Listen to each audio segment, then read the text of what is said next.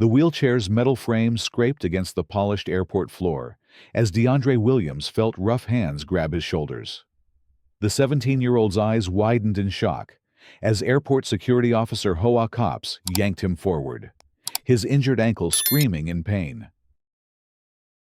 "Get up. Move." Hoa's voice cut through the ambient noise of Terminal B like a blade. Travelers stopped mid-stride, their conversations dying as they witnessed the scene unfolding near Gate 23. DeAndre's hands instinctively gripped the wheelchair's armrests. "Sir, I can't, my ankle." "I said get up." Hoa's face reddened, his Vietnamese accent thickening with anger. Without warning, he shoved DeAndre's shoulder, sending the teenager tumbling from the wheelchair onto the cold terminal floor. The metallic clatter of the wheelchair echoed through the gate area as passengers gasped and phones began emerging from pockets. DeAndre's world exploded in white-hot pain as his sprained ankle twisted beneath him. He lay there for a moment, breathing heavily, his dark skin glistening with sweat from the shock. The airport's fluorescent lights buzzed overhead, casting harsh shadows across his face as he struggled to comprehend what had just happened. 3 hours earlier, DeAndre had been laughing with his teammates in the hotel lobby, their state championship medals still gleaming around their necks. Lincoln High School's basketball team had just completed their triumphant tournament run in Phoenix, and the boys were riding high on victory. DeAndre, the team's star point guard, had been the hero of the final game, scoring 28 points despite rolling his ankle in the fourth quarter. "You sure you don't want to see a doctor about that ankle?" Coach Martinez had asked, concern etched in his weathered face as he watched DeAndre favor his left leg. "I'll be fine. Coach, Mom's got ice packs waiting at home." DeAndre had grinned, his white teeth bright against his dark skin. "Besides, it's worth it for the championship." The team doctor had examined the ankle briefly, determining it was a moderate sprain that would heal with rest and elevation. She'd wrapped it tightly and recommended DeAndre use crutches or a wheelchair for the next few days to avoid aggravating the injury. Now, as DeAndre pushed himself up from the terminal floor, his ankle throbbing with each heartbeat, he wondered how a day that had started with such promise could turn so dark. The wheelchair that had been his temporary lifeline sat empty beside him, its black vinyl seat still warm from his body heat. "You think you can just take advantage of airport resources?" Hoa stood over DeAndre, his security badge catching the fluorescent light. "You kids think you're entitled to everything. Where's your proof of injury? Your doctor's note?" DeAndre's voice shook with pain and disbelief. I have the medical rap," the team doctor said. "Anyone can buy an ace bandage at CVS," Hoa interrupted, his tone dripping with disdain. "You probably just want to skip the security line. Cut to the front like you're special." The circle of onlookers had grown larger, their murmurs creating a low buzz of discontent. A middle-aged white woman in a business suit recorded the encounter on her phone, her face a mask of disgust. A Latino family with young children watched with wide eyes, the parents whispering urgently in Spanish. "That's enough!" The voice boomed across the gate area like thunder. DeAndre's head snapped toward the sound, relief flooding through him as he saw his mother, Sharon Williams, striding toward them with the fury of a storm. Her nurse's scrubs were wrinkled from the long flight, but her posture was ramrod straight, her dark eyes blazing with protective anger. Behind her came DeAndre's father, Marcus, still wearing his mechanic's coveralls from the garage where he'd been working when they got the call about the championship. His large hands were clenched into fists, and his jaw was set in a hard line that DeAndre recognized as barely contained rage.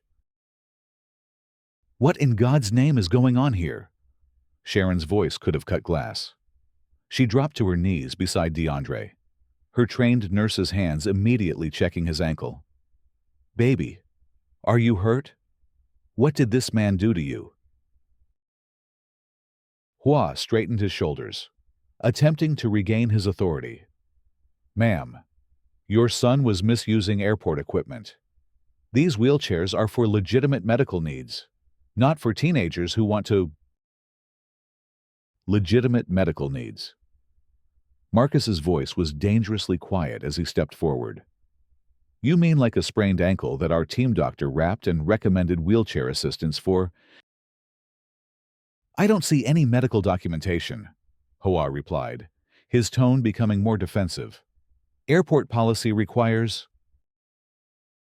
you to assault minors."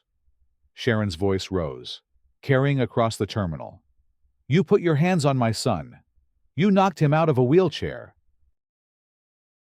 The crowd's murmurs grew louder, more agitated. Someone shouted, "That's assault!" Another voice called out, "Get his badge number." DeAndre struggled to his feet, his mother's arm supporting him. The pain in his ankle was intense, but the humiliation cut deeper. He was 6 feet tall and built like the athlete he was. But in that moment, he felt small and powerless under the harsh terminal lights. "I tried to tell him," DeAndre whispered to his mother.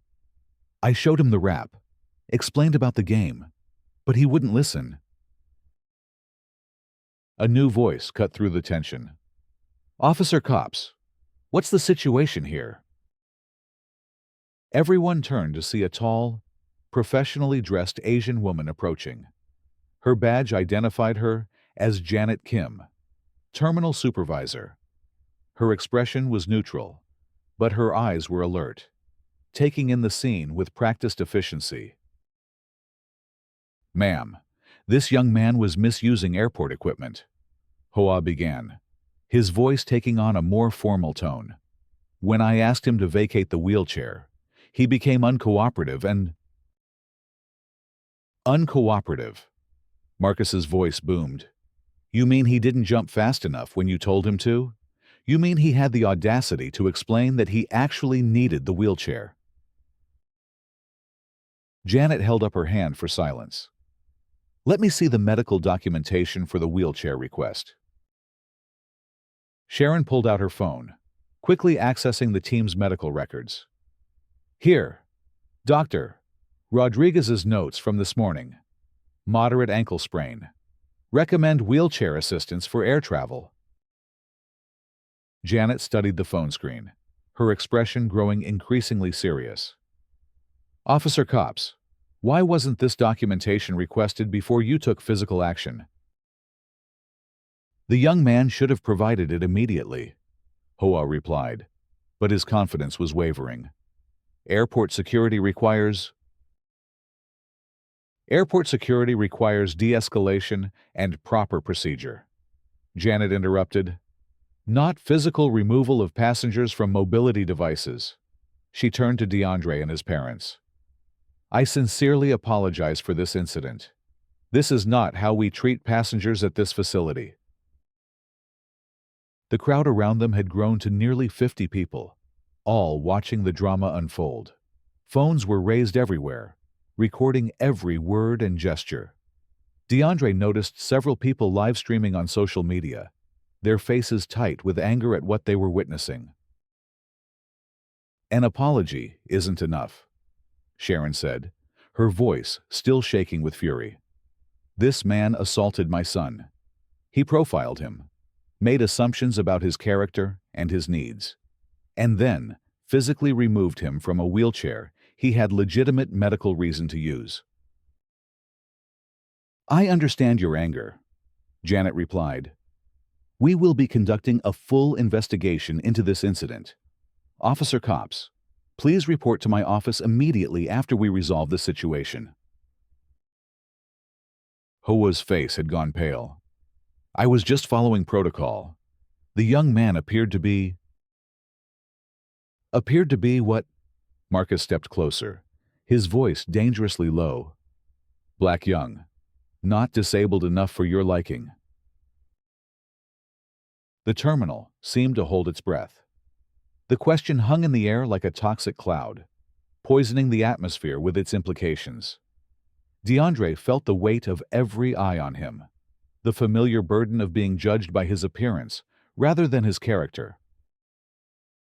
"Sir, I don't see race," Hoa protested, but his words rang hollow in the charged atmosphere. "Don't see race." An elderly black woman in the crowd stepped forward, her voice carrying decades of experience. "Then why didn't you ask the white boy in the wheelchair over there for his medical documentation? I've been watching him for 20 minutes, and nobody's bothered him once." All eyes turned to Gate 25, where indeed a young white teenager sat in a wheelchair. No visible injuries, playing on his phone while his parents checked departure boards. The contrast was stark and undeniable. Janet's expression hardened. "Officer Cops, please escort yourself to my office, now." "But I was just—" "Now." Janet's voice brooked no argument. As Hoa walked away, his shoulders slumped in defeat. The crowd began to disperse, but the damage was done. DeAndre could feel the stares, the whispers, the judgment. He was no longer just a championship-winning athlete going home to celebrate. He was a symbol, a victim, a case study in injustice. "Come on, son," Marcus said gently, helping DeAndre back into the wheelchair. "Let's get you home." As they made their way toward their gate, DeAndre's phone buzzed with notifications. His teammates were texting frantically, having seen the incident already appearing on social media. The hashtag #JackAirportInjustice was beginning to trend. "Mom," DeAndre said quietly, "I just wanted to go home." Sharon squeezed his shoulder. "I know, baby. But sometimes the world won't let us just go home quietly. Sometimes we have to fight for dignity." The boarding area for their flight was eerily quiet when they arrived. Other passengers glanced at them with a mixture of sympathy and curiosity. DeAndre felt like he was wearing a scarlet letter, marked forever by an incident that had lasted less than 10 minutes, but would echo through his life. "Flight 447 to Chicago, now boarding priority passengers," the gate agent announced. As they prepared to board, a well-dressed black man approached them. He was tall and distinguished, with graying temples and kind eyes behind wire-rimmed glasses. DeAndre noticed the airport ID badge hanging from his jacket pocket. "Excuse me," the man said, his voice warm but serious. "I'm Robert Johnson, Airport Operations Director. I wanted to personally apologize for what happened to your son today." Marcus looked up from where he was helping DeAndre organize his crutches. "We appreciate that, Mr. Johnson. But an apology doesn't undo what happened." "You're absolutely right," Robert agreed. "And I want you to know that we're taking this matter very seriously. Officer Cops has been suspended pending a full investigation. We're also reviewing our entire protocol for wheelchair assistance to ensure this never happens again." Sharon studied the man's face. "That's all well and good, but our son was humiliated and assaulted. What are you going to do about the real problem here?" Robert nodded gravely. "We're implementing mandatory bias training for all security personnel. We're also working with community leaders to develop better procedures for handling disputes involving young passengers." Training. Marcus's voice was skeptical. "You think training is going to fix racism?" "No," Robert said simply. "But it's a start.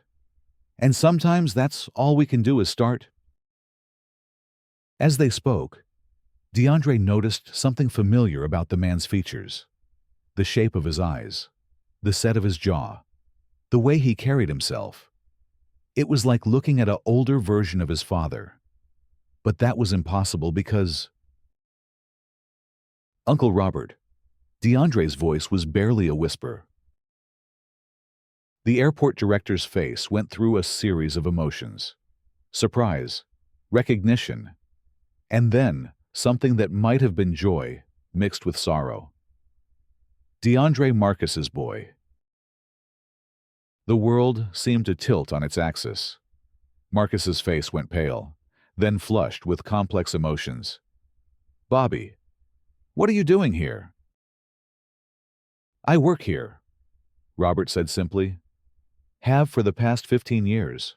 Started in baggage handling. Worked my way up." He looked at DeAndre with new understanding. "This is why your name sounded familiar when I read the incident report. You're my nephew." Sharon looked between the two men, confusion evident on her face. "Marcus, you never mentioned having a brother." "Half-brother," Marcus corrected, his voice tight. "We haven't spoken in 20 years." 22 years, Robert said quietly. "Not since Dad's funeral." DeAndre felt like he was watching a movie unfold in real time. The revelation that his uncle, a man he'd never known existed, was the airport director responsible for investigating the incident that had just traumatized him was too surreal to process. "You two need to have this conversation later," Sharon interjected, her protective instincts overriding her curiosity. "Right now, I want to know what you're going to do about the man who assaulted my son." Robert's expression hardened. "Officer Cops will be terminated. This incident has been recorded from multiple angles, and there's no excuse for his behavior. We're also considering filing criminal charges for assault." "Good," Marcus said, his voice still strained from the emotional revelation. "Because if you don't, we will." "I understand," Robert replied, "and I want you to know that regardless of our family history, I would be taking the same action. This isn't about family favors. This is about right and wrong." The boarding announcement for their flight echoed through the terminal again. DeAndre realized that in all the drama, he'd forgotten they were supposed to be going home. Home to Chicago, to his friends, to his normal life that suddenly seemed very far away. "We need to board," Sharon said, glancing at her watch. "DeAndre has school tomorrow." "Of course," Robert said. "But before you go, I want to give you my personal number. I'll be handling this case personally, and I want to keep you informed of every development." As they prepared to board the plane, DeAndre's phone buzzed again. This time, it was a news alert. The incident had been picked up by a major news network. The headline read, "Airport Security Officer Assaults Black Teen in Wheelchair." "Mom," DeAndre said, showing her the phone. "It's on the news." Sharon read the headline, her face grave. "Baby, I need you to understand something. This is going to get bigger before it gets smaller. People are going to want to interview you, ask you questions, make you relive this moment over and over." "I just want it to go away," DeAndre whispered. "I know you do," Marcus said, putting his arm around his son. "But maybe it shouldn't go away. Maybe people need to see what happened to you. Maybe it'll help prevent it from happening to someone else." As they boarded the plane, DeAndre was surprised to find they'd been upgraded to first class. The flight attendant, a kind-faced woman named Maria, whispered to Sharon that the upgrade was complimentary due to the incident. "The whole crew heard what happened," Maria said quietly. "We wanted to make sure you were comfortable for the flight home." DeAndre settled into the wide leather seat, his injured ankle propped up on the footrest. For the first time in hours, he felt like he could breathe. The plane was quiet, the soft hum of the engines drowning out the chaos of the terminal. "Son," Marcus said, settling into the seat beside him. "I need to tell you about your Uncle Robert." "You don't have to," DeAndre replied. "Not right now." "Yes, I do," Marcus insisted, "because you're going to hear about it eventually, and you should hear it from me." As the plane taxied toward the runway, Marcus began to tell the story of two brothers who had grown up in different worlds. Robert had been the smart one, the one who went to college, who wore suits and spoke proper English. Marcus had been the one who worked with his hands, who never quite fit into Robert's world of corporate advancement and networking events. "We had a fight at Dad's funeral," Marcus explained. "Robert thought I was wasting my life, not living up to my potential. I thought he was looking down on me, ashamed of where we came from." "Were you both right?" DeAndre asked. Marcus considered the question as the plane lifted off. "Maybe. Pride is a dangerous thing, son. It can make you throw away the people who matter most." The flight to Chicago passed in a blur of notifications, phone calls, and interview requests. By the time they landed, the story had exploded across social media. The hashtag #YouAirportInjustice was trending nationwide, with thousands of people sharing their own stories of discrimination and bias. DeAndre's phone rang as they waited for their luggage. It was his coach, calling to check on him and warn him about the media attention. "DeAndre, the reporters are already calling the school," Coach Martinez said. "They want to interview you about what happened. You don't have to talk to them if you don't want to." "I don't know what I want," DeAndre admitted. "Everything's moving so fast." "Take your time," Coach advised. "This is your story to tell or not tell. Don't let anyone pressure you into anything you're not comfortable with." As they made their way through Chicago's airport, DeAndre noticed that people were staring at him, some with sympathy, others with curiosity, and a few with what might have been recognition. The story was spreading faster than wildfire. "There they are," a voice called out as they entered the arrivals area. DeAndre looked up to see a small crowd of reporters and cameramen waiting near the exit. His heart sank. "Back entrance," Marcus said quickly, steering them toward a side exit. "We're not ready for this." But it was too late. The reporters had spotted them and were approaching quickly, microphones extended, cameras rolling. DeAndre felt trapped, overwhelmed by the sudden attention and scrutiny. "DeAndre, how are you feeling about the incident?" one reporter called out. "Do you plan to file a lawsuit?" another shouted. "What would you say to Officer Cops if you saw him again?" Sharon stepped in front of her son, her arms spread protectively. "My family needs space right now. We're not making any statements at this time." "But Mrs. Williams," a persistent reporter pressed, "don't you think the public deserves to hear your son's story?" "The public has seen enough," Sharon replied firmly. "My son was traumatized today. He needs time to process what happened before he speaks to anyone." DeAndre appreciated his mother's protection, but something inside him stirred. Maybe she was right that the public deserved to hear his story. Maybe his voice could make a difference. "Mom," he said quietly, "maybe I should say something." "Are you sure?" Sharon asked, her eyes searching his face. "You don't have to do this." "I know," DeAndre replied, "but maybe I should." He stepped forward, his injured ankle throbbing but his voice steady. "I'm DeAndre Williams. What happened to me today was wrong. I was injured and needed help. But instead of getting help, I was profiled and assaulted."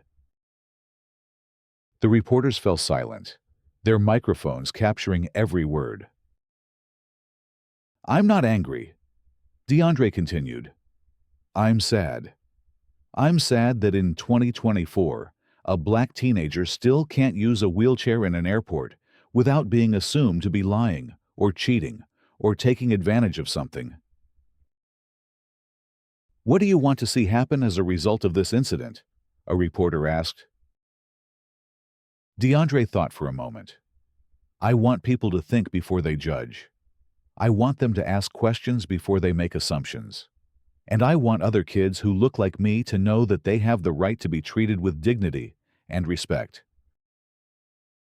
"Are you going to pursue legal action?" another reporter inquired. "That's not up to me," DeAndre said. "That's up to my parents and our lawyers. But I hope that whatever happens, it helps make sure no other kid has to go through what I went through today." As they finally made it to their car, DeAndre felt emotionally drained. The day had been a roller coaster of triumph and humiliation, discovery and trauma. He just wanted to go home and pretend none of it had happened.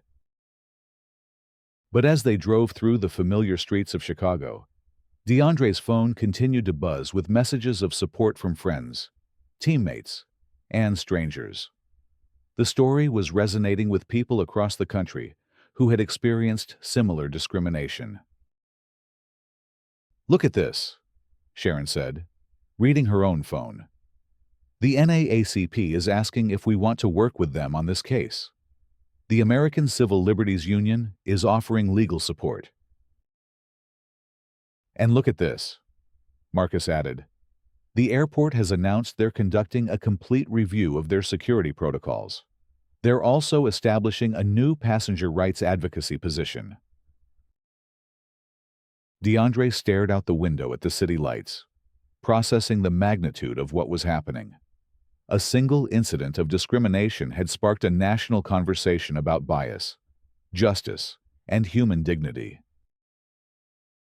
When they finally reached home, DeAndre was surprised to find his teammates waiting on the front porch. They'd organized a small gathering to celebrate the championship and to support their friend through his ordeal. His best friend Malik called out as they approached, "Man, we saw what happened. Are you okay?" "I'm getting there," DeAndre replied, grateful for the familiar faces and genuine concern. "That dude was straight up wrong," another teammate, Carlos, said angrily. "Nobody should get treated like that." "The whole team's got your back," Malik assured him. "Coach says we're going to do some community service work around this issue. Turn it into something positive." As they sat on the porch, DeAndre's phone rang. It was his Uncle Robert, calling from Phoenix. "DeAndre, I wanted to update you on the investigation," Robert said. "Officer Cops has been terminated effective immediately. We're also filing criminal charges for assault. The district attorney's office is taking this very seriously." "Thank you," DeAndre said simply. "There's something else," Robert continued. "The Airport Authority Board has approved a settlement offer for your family. It includes compensation for the incident, coverage of any medical expenses, and a commitment to implementing the policy changes we discussed." DeAndre looked at his parents, who were listening to the conversation on speakerphone. "What kind of policy changes?" "Mandatory de-escalation training for all security personnel, bias awareness workshops, and a new passenger advocate position to handle disputes before they escalate. We're also creating a passenger bill of rights that will be posted throughout the airport." "That sounds good," Sharon said. "But we're going to need to review any settlement offer with our attorney." "Of course," Robert agreed. "Take all the time you need.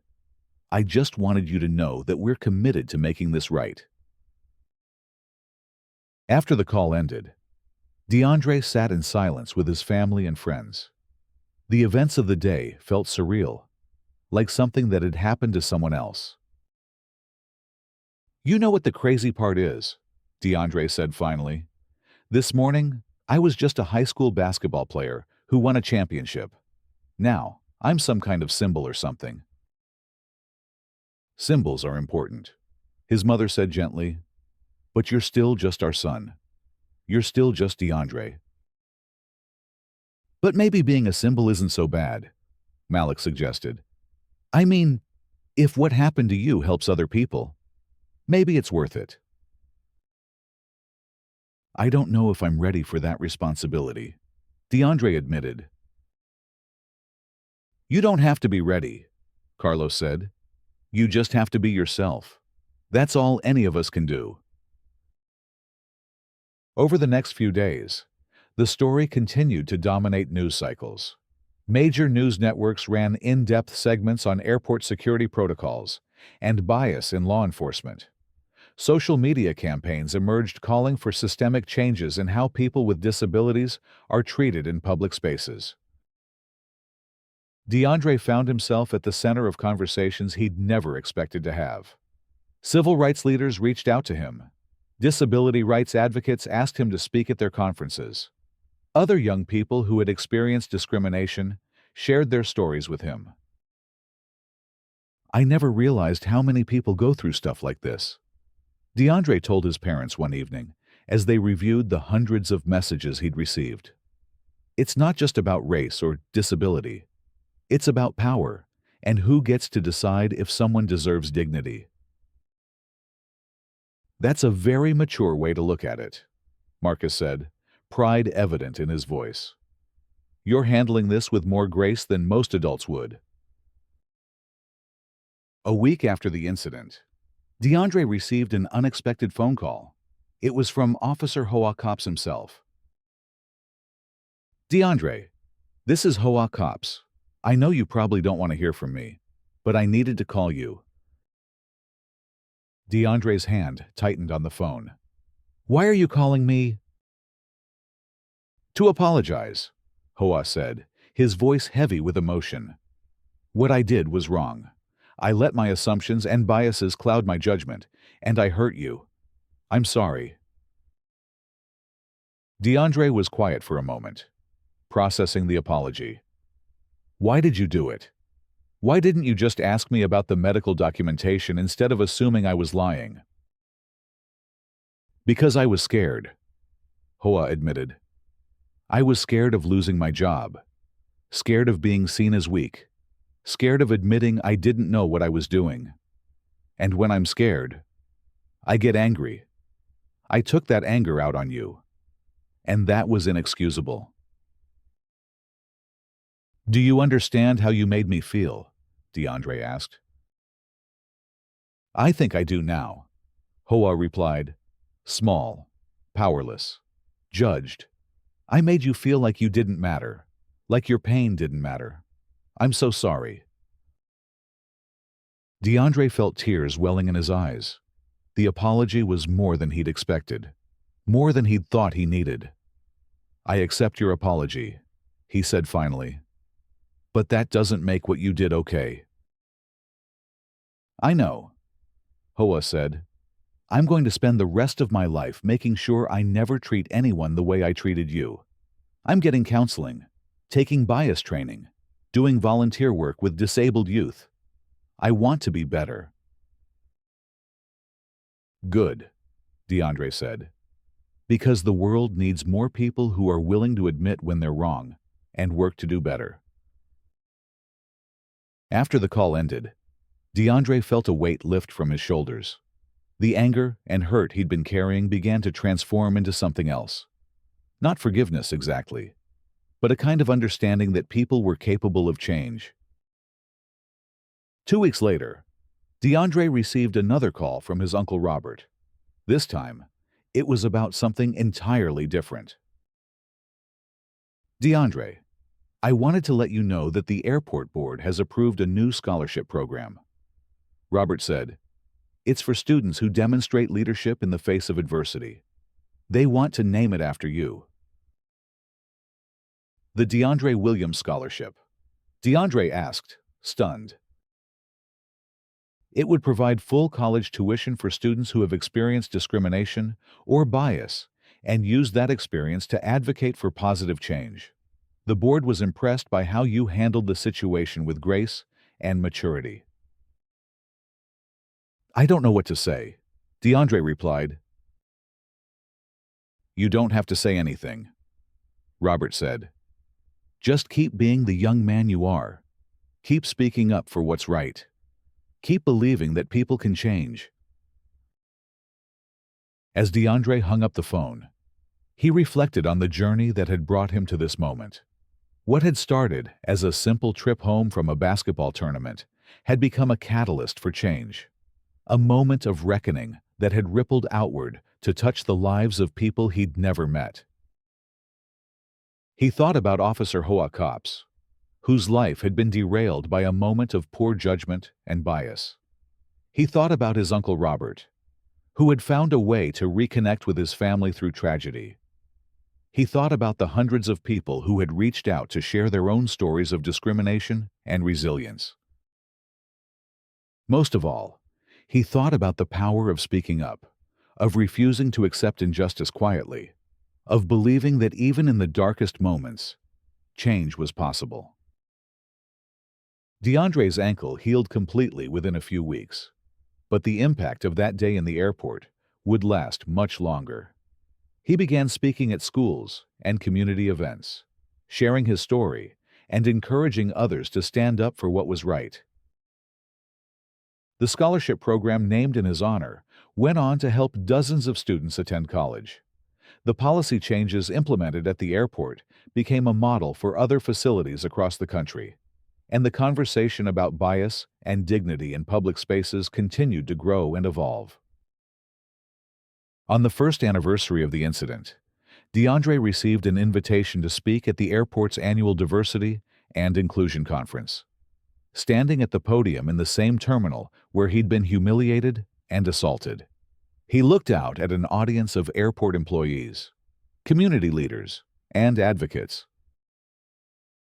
A year ago, I was pushed out of a wheelchair in this building, he began, his voice steady and strong. I was hurt, humiliated, and angry, but I was also surrounded by people who stood up for me, who refused to let injustice win. Today, this airport is a different place, not perfect, but better. And that's because people chose to believe that change was possible, that growth was possible, that redemption was possible. I learned that dignity isn't something that can be taken away from you. It's something that lives inside you, that you carry with you no matter what happens. And I learned that sometimes the worst moments of our lives can become the most important, if we choose to use them to help others. As he spoke, DeAndre saw faces in the crowd that he recognized. His parents, beaming with pride, his teammates, who had supported him through the darkest days, his Uncle Robert, who had become a regular presence in their lives again. And in the back of the room, he saw a familiar figure, Hoa Cop, who had kept his promise to do better, who had completed his bias training, and was now working as a counselor for at-risk youth. Their eyes met across the room, and Hoa nodded slightly, a gesture of respect and acknowledgement. DeAndre smiled and continued his speech, talking about the importance of assuming positive intent, of asking questions before making judgments, of treating every person with the dignity they deserved. As he concluded his remarks, the audience rose in a standing ovation. But DeAndre wasn't thinking about the applause or the recognition. He was thinking about the young people in the audience, the ones who might face their own moments of crisis and discrimination. He hoped they would remember that their voices mattered, that their stories had power, that even in the darkest moments, there were people willing to stand up for what was right. Walking off the stage, DeAndre felt a profound sense of peace. The scared, hurt teenager who had been pushed from a wheelchair a year ago, had grown into a young man who understood the power of forgiveness, the importance of justice, and the possibility of redemption. The airport terminal buzzed with activity around him. Travelers rushing to catch flights, families reuniting, journeys beginning and ending. But DeAndre moved through it all with quiet confidence, knowing that he had found his own journey home, not just to a place, but to a deeper understanding of who he was and who he could become. As he walked toward the exit, his phone buzzed with a text from his mother. "Proud of you, son. Come home when you're ready." DeAndre smiled, put his phone away, and headed home, carried forward by the knowledge that sometimes the most important journeys are the ones that begin with a single step, a single voice, a single moment of courage in the face of injustice. The evening sun streamed through the terminal windows, casting long shadows across the polished floor where it had all begun. But now, instead of seeing a place of trauma, DeAndre saw a place of transformation, where pain had been turned into purpose, where injustice had been met with justice, and where one young man's refusal to be silent had made the world a little bit better. In the end, that was enough. That was everything.